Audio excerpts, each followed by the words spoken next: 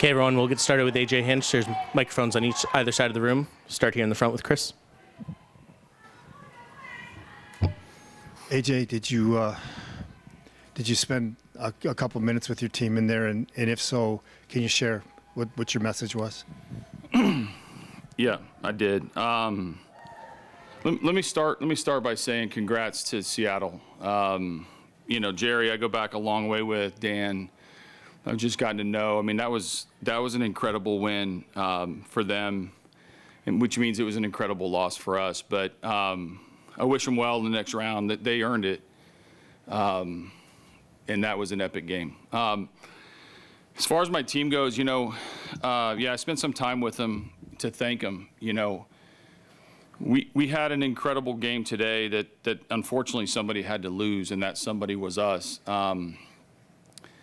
And it hurts, I mean, that group is, they gave everything they could. You had guys pitching on short rest. You had players giving everything they had because this was game 5, and we wanted so badly to take the next step, as a team. And so I wanted to thank them. We have nothing to hang our head down on, and there's going to be plenty of time to talk about, the season, this game, the peaks, the valleys. But I'm extremely proud of that group in there for what we accomplished and how we fought tonight to try to extend our season.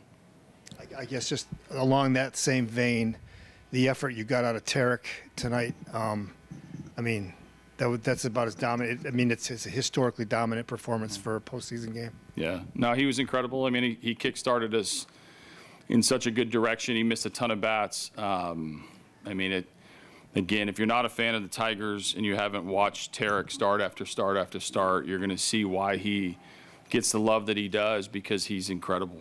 He's an emotional leader. He's obviously someone who brings it on the field. You see it every 5 or 6 days.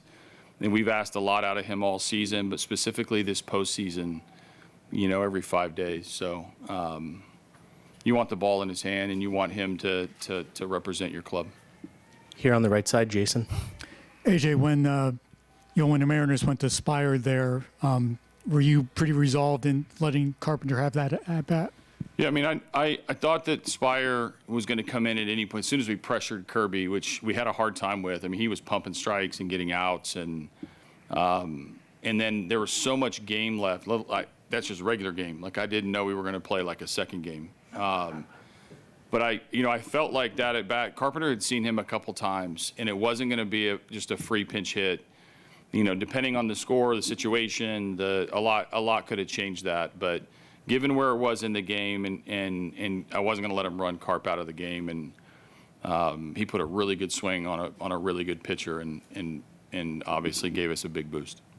And just with the stress level of Skubal and just the amount he put behind those pitches, was it a fairly straightforward decision to go to your bullpen? Yeah, easy decision. I talked to him after the 5th. I checked in on him, how he was doing physically and emotionally, and we both knew that he had one left, and he emptied his tank, and obviously was emotional coming off the mound, and that, I think that signals exactly where we were in the game, and he gave us everything he could. He's pitched on regular rest now 3 or 4 starts in a row. He empties his tank from pitch 1.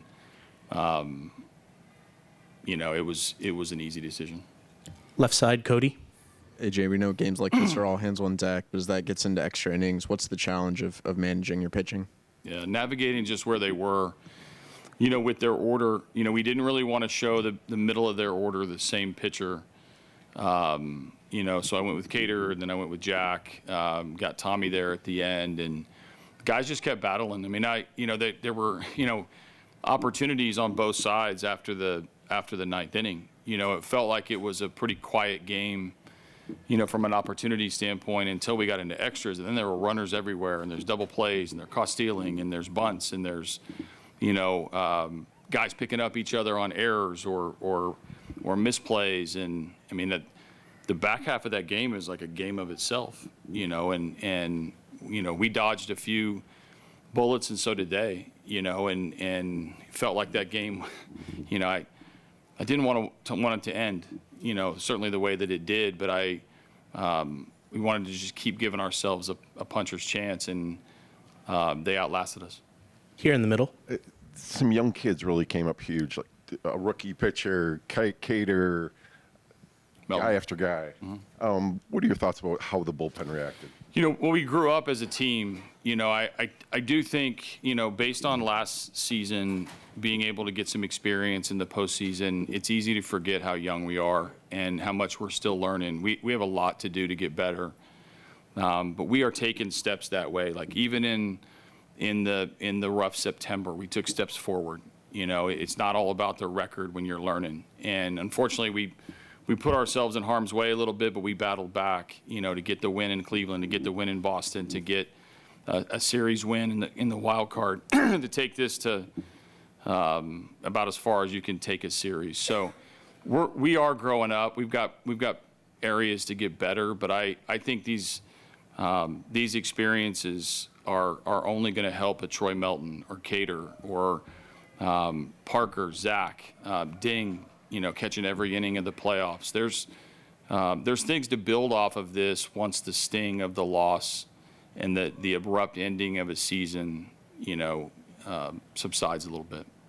Left side, Evan. AJ, at what point in that game do you realize you have to get Jack up, and then what does it say about him to be able to do what he did and get out of some really big situations? Yeah, we talked to Jack at home before we left with, sort of the way that it was going to map out over Game 5, and that he needed to tailor his work to be able to be ready, and he was all in. I told him to go down about halfway through. I'm not even sure when he went down to the pen, but it was going to be this extra inning type of game that was going to take him into the game. So, as guys are getting up, like there's no room for error at the end. Cater gets into trouble. I got Jack up, got Jack in the game. He got in trouble. I got Herter up. I got Tommy up. I mean, we were going to try to piece it together the best we could. But going into the game, in a perfect world, if it with Tarek, Will, Finnegan, Holton, like those guys were going to pitch if needed.